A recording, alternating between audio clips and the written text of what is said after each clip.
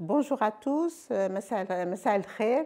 Je suis Madame Saïdi Mehdia, je suis professeure en hématologie, chef service au centre anti-cancer de Batna, du service d'hématologie et de thérapie cellulaire, et je suis aussi la présidente de la Société algérienne d'hématologie et transfusion sanguine. Voilà, donc aujourd'hui, nous venons de clôturer le 19e congrès maghrébin et national d'hématologie en Algérie. Donc cette année, ça s'est déroulé en Algérie et à Oran, mais chaque année, on tourne soit une fois en Algérie, une fois en Tunisie, une fois au Maroc et une fois en Libye. Malheureusement, vu les conditions actuelles, nous ne pouvons le faire seulement soit en Tunisie, soit en Algérie, et j'espère que dans un avenir prochain, on pourra réunir tout le Maghreb comme nous l'avions fait.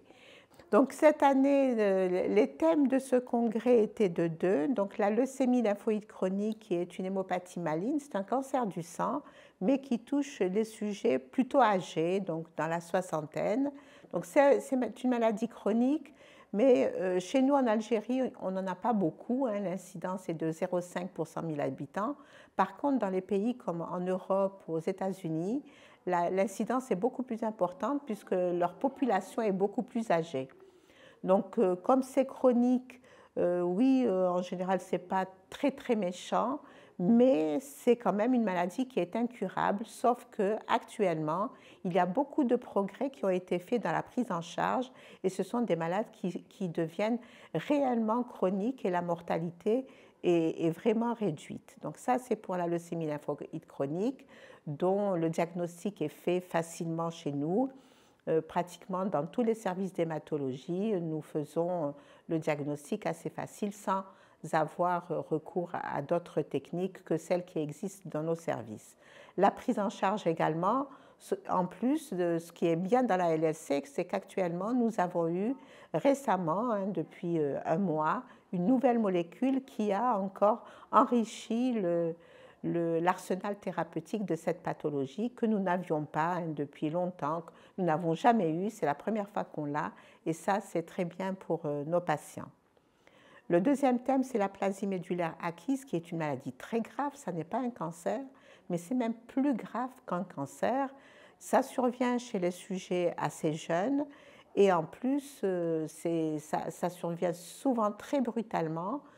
En fait, il n'y a plus dans le sang, il n'y a plus de cellules sanguines, il n'y a plus de globules rouges, il n'y a pas de globules blancs pour se défendre contre les infections, il n'y a pas de plaquettes, ce sont des petits éléments dans le sang qui nous permettent de ne pas saigner spontanément. Donc c'est vraiment une maladie très grave, bien qu'elle ne soit pas un cancer. Donc vous voyez, il n'y a pas que les cancers qui sont graves, l'aplasie médulaire aussi est une pathologie, est une maladie même plus grave qu'un cancer. Donc, pour ces patients-là, il n'y a pas beaucoup d'alternatives thérapeutiques, il y en a deux.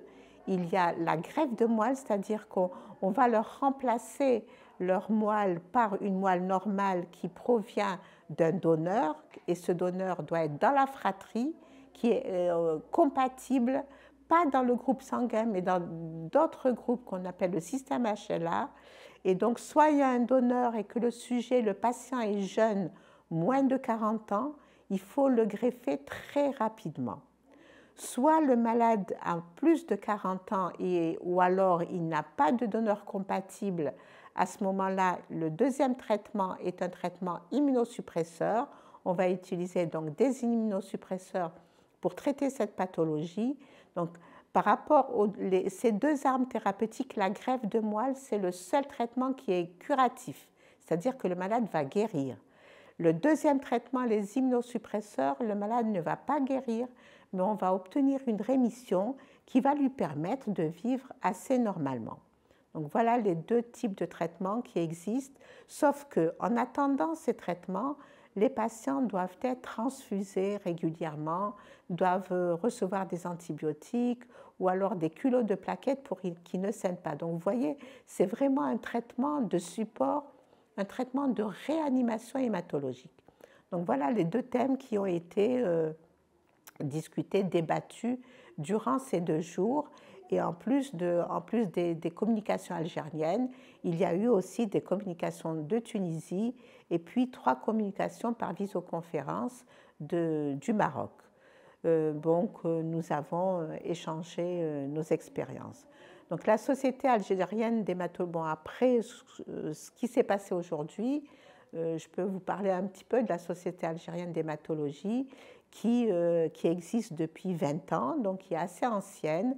C'est la seule société en hématologie. Et donc, chaque année, nous faisons un congrès national et un congrès maghrébin. Et le congrès maghrébin, le site est tournant, comme je vous l'ai dit au début. Donc, nous discutons de thèmes qui sont que l'on voit tous les jours. Hein. C'est la LLC, on en voit pratiquement tous les jours, les aplasies également.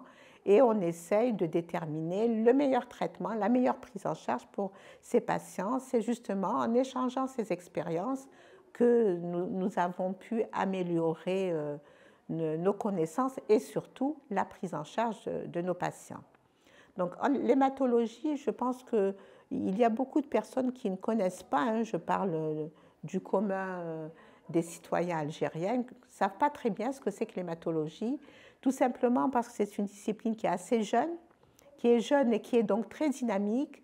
Il y a plusieurs aspects en hématologie. Il y a l'aspect d'hémopathie bénigne, mais qui ne sont pas très nombreuses. C'est 10 à 20% d'hémopathie maligne, c'est-à-dire les anémies, les maladies hémorragiques, les maladies carentielles. Ce sont des hémopathies bénignes. Mais le reste de 80%, ce sont des hémopathies malignes, donc des cancers du sang. Et cela, le commun des citoyens ne savent pas que, en fait, l'hématologie, c'est beaucoup de cancers. Et ces cancers hématologiques, ce sont les plus graves des cancers. Quand on a un cancer du sang, vous savez, le cancer existe dans le sang, mais il existe un peu partout puisque le sang va baigner tous les organes du corps.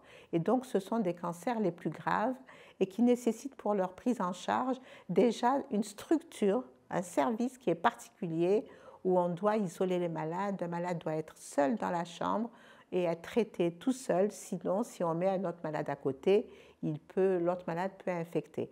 Donc, vous voyez, c'est assez spécial. C'est peut-être pour ça qu'on n'est pas beaucoup connu parce que, justement, on a travaillé longtemps tout seul et maintenant, on essaye plutôt de nous faire connaître parce qu'on ne nous connaît pas beaucoup et j'espère que ce congrès, tous ces enregistrements vont permettre de mieux nous connaître et de mieux accéder à nos services.